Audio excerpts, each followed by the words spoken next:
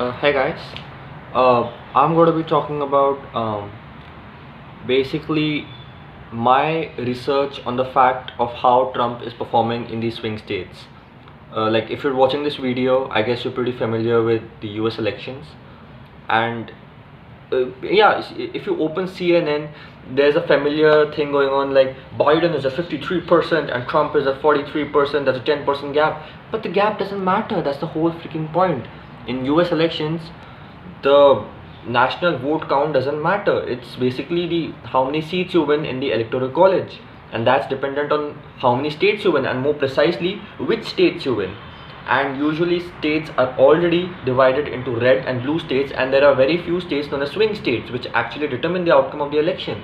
So it's these states which you have to focus on, not the fact that Biden is leading by 10%. That's a very wrong way to look at things, and only CNN can do that stuff. Okay, so moral of the story, don't watch CNN and try to do your own research. Anyways, so I have like a notebook here where I've written down a bit about all the swing states I've researched about. There are basically 7 swing states, and I'm just going to get straight to it. It's going to be a short video.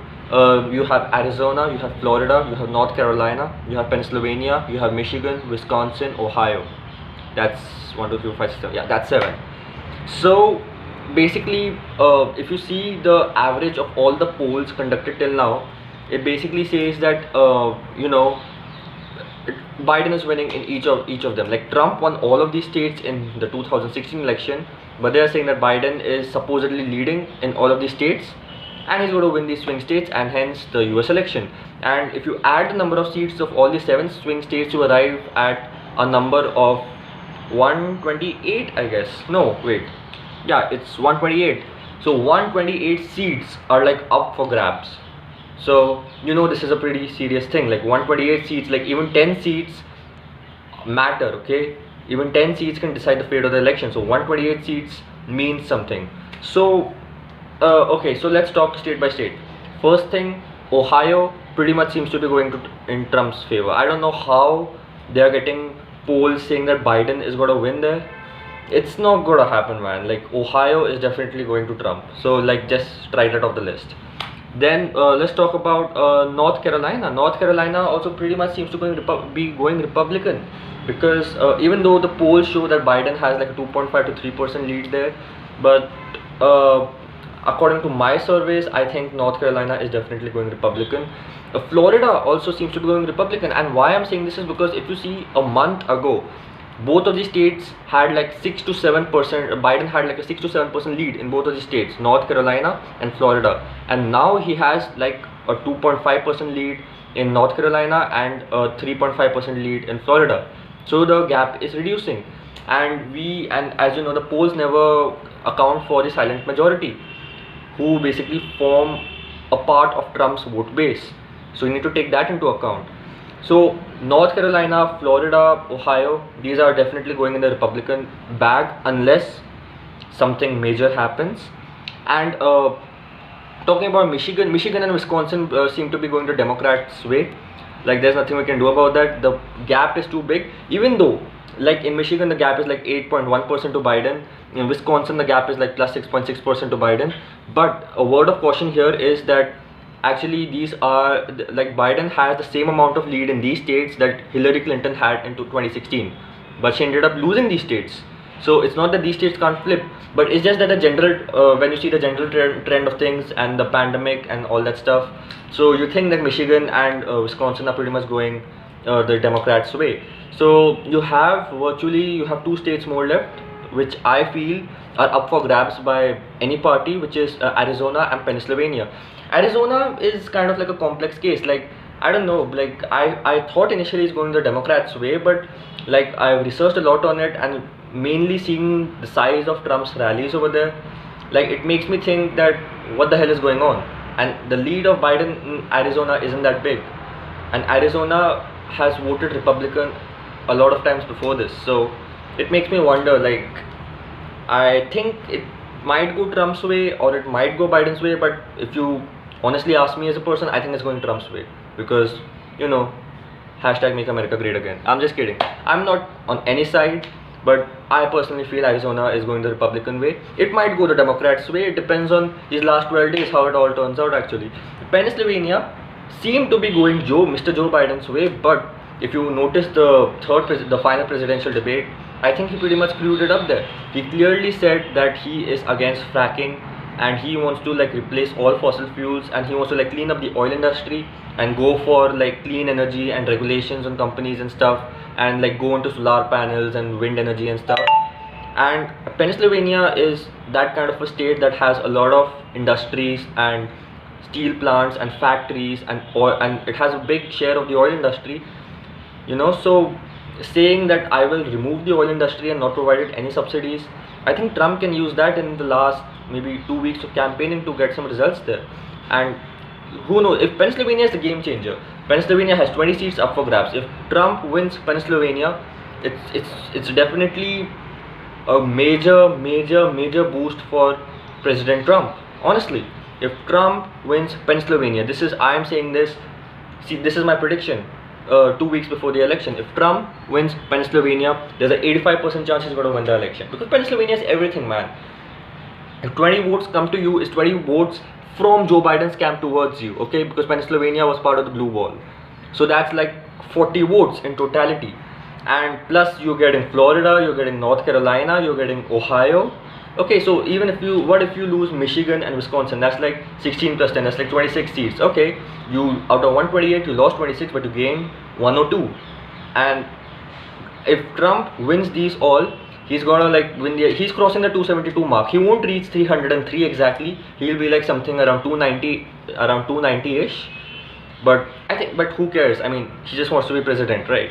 So, and another point I would like to make in this video, like it won't be 10 minutes long, I promise you, it's just going to finish now. The thing is, yeah, and by the way, if you want to check the source of my data, it's 538. It's a polling site known as 538. This is his data, right? So now I just another interesting thing to tell you.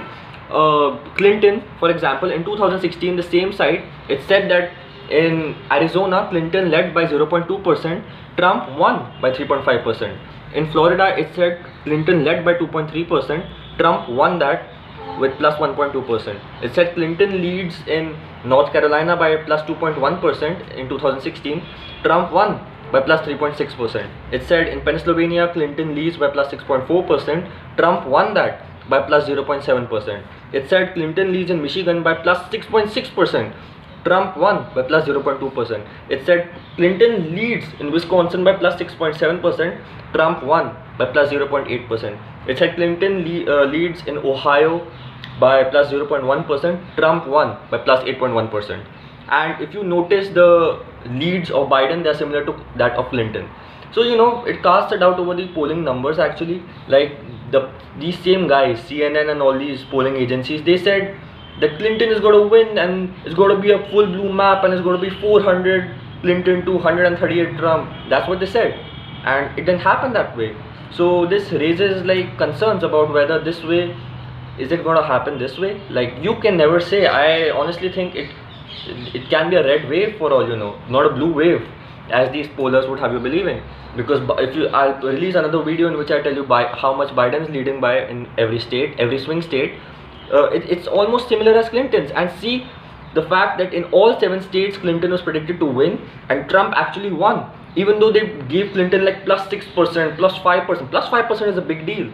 Like plus 2% usually seals a deal, because in America it's pretty divided, okay? Like it's pretty divided between the Democrats and the Republicans. So plus 6% is a deal sealer, okay? Like if you tell me that you're going to win by plus 6% in a state, I will say okay, you won the state. And the other side, you see Trump has won that state, I mean that too by a margin, by plus 3%, by plus 2%. So you know, you have to question at the end that what the hell are these polling guys doing? Are they even doing the right thing this time? Have they learned from their mistakes? I don't think they have. And okay, and I'll just tell you the margin of error to wrap up this video.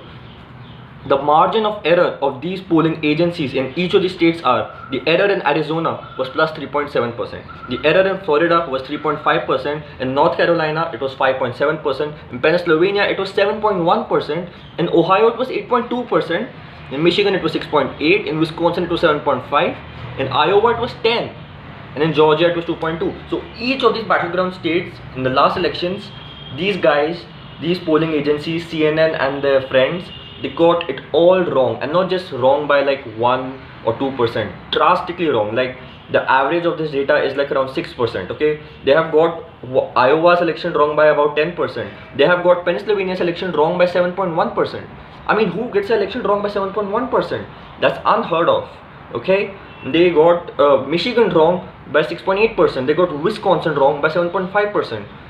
So I mean, you gotta ask questions after a while that, I mean, should I trust this data? Like, how can I trust this data, man? Like, CNN is just now if you see open CNN, it's saying stuff like Mr. Biden is winning in all of the swing states by plus 8%, plus 7%. But the fact is, even Clinton was winning by plus 7%, plus 8%, and you got them all wrong.